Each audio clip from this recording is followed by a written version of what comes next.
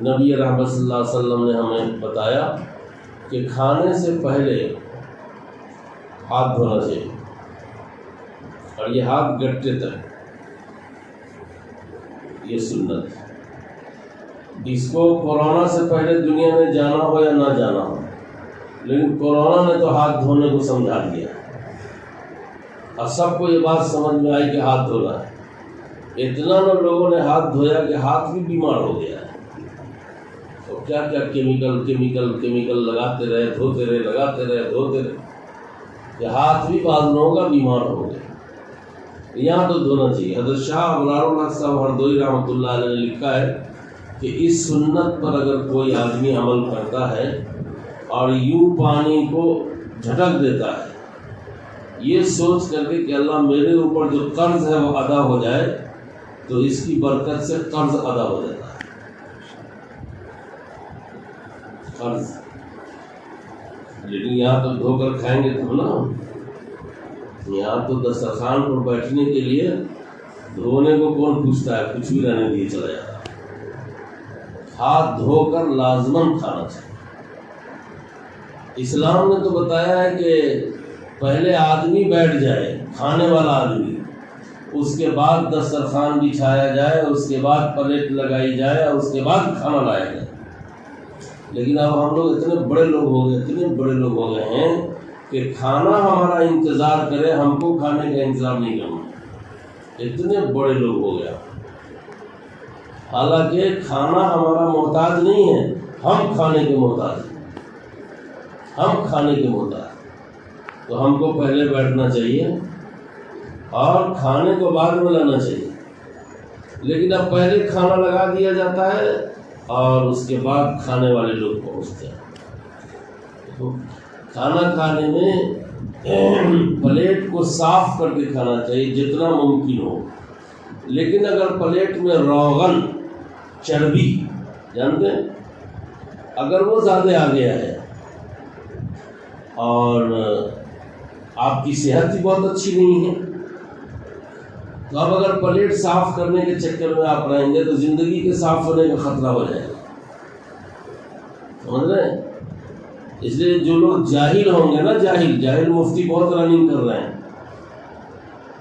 وہ مسائل کے ٹیمپریچر کو نہیں جانتے ہیں کہ کون مسئلے کا کب کیا پاور ہوتا ہے۔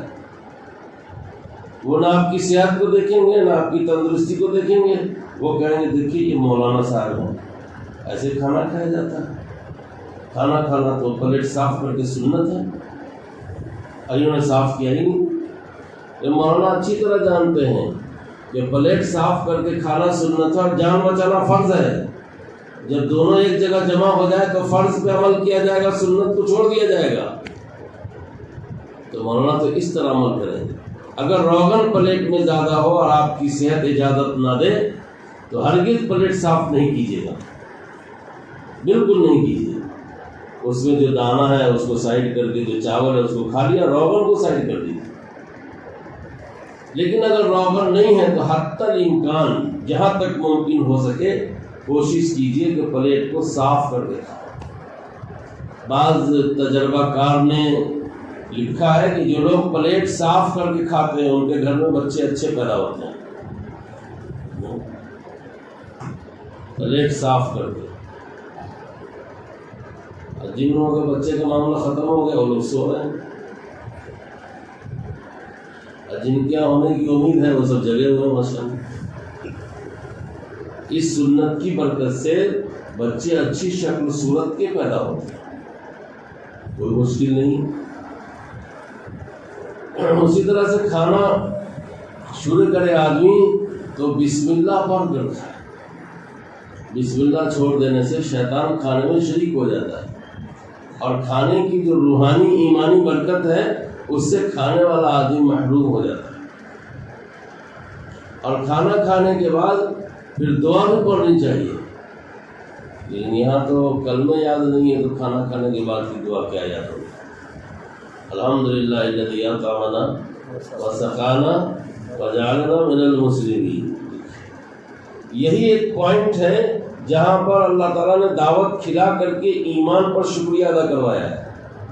یہ جو نبی کی امت ہے نا، یہ سب چیز پر شکریہ ادا کرے گی، لیکن مسلمان ہونے پر شکریہ ادا نہیں کرے گی۔ اگر کئی دن ہم لوگ بولیں کہ اللہ آپ کا بڑا احسان ہے، آپ نے مسلمان بنایا، تو ہماری کمزوری سے اللہ واقف تھا، تو بریانی پر یہ دعا سکھایا کہ یہ ایسے ایمان پر شکریہ ادا نہیں کرے گی، جب بریانی کھا لے گی، یہ امت دعوت کھا لے گی، تب جا کر کے شکریہ ادا کرے گی کہ اللہ آپ نے مجھے مسلمان بنایا۔ تو کھانا کھانے کے بعد کی دعا بھی پڑھنی چاہیے، اور کھانا کھانے کے بعد پہلے پلیٹ اٹھانا چاہیے، اس کے بعد دسترخوان سے اٹھنا چاہیے۔ لیکن عمومی دسترخوان میں ہر آدمی کے لیے دسترخوان پر بیٹھا رہنا ضروری نہیں ہے۔ اب یہ نہیں کہ سب لوگ کھانا کھا لیے اور بیٹھے ہوں، جیسے ابھی دسترخوان چل رہا ہے تو بعض ساتھی پہلے کھا لیتے ہیں، بعض ساتھی بعد تک کھاتے رہتے ہیں۔ تو اب اجتماعی دسترخوان اگر ہے تو جو آخر میں اٹھے گا اس کی ذمہ داری ہے کہ پہلے دسترخوان اٹھوائے تب اٹھے۔ میری بات سمجھ رہے ہیں؟ آخر والے کی ذمہ داری، پہلے دسترخوان اٹھنا چاہیے اور کھانا اٹھنا چاہیے، اس کے بعد خود اٹھنا چاہیے۔ تو یہ کھانے پینے کے طریقے ہیں۔ جب ہم خود اس طرح گھر میں کھائیں گے تو ہمارے بچے بھی دیکھیں گے اور وہ بھی اسی طرح کھائیں گے۔ اور کھانا بغیر دسترخوان بچھائے نہیں کھانا چاہیے۔ کھانے کا احترام یہ ہے کہ اس کو دسترخوان پر کھایا جائے۔ بہت ساری چیزیں ایسی ہیں جو ماں باپ گھر میں کرتے ہیں تو بچے دیکھ کر اس کو کیچ کر لیتے ہیں۔ جب ماں باپ خود ہی آزاد ہوں گے، وہ کھڑے کھڑے چائے پی لیں گے، وہ کھڑے کھڑے روٹی کھا لیں گے، وہ کھڑے کھڑے کچھ بھی کھاتے پیتے رہیں گے تو بچے سنیں گے، کوئی مسئلہ نہیں ہے۔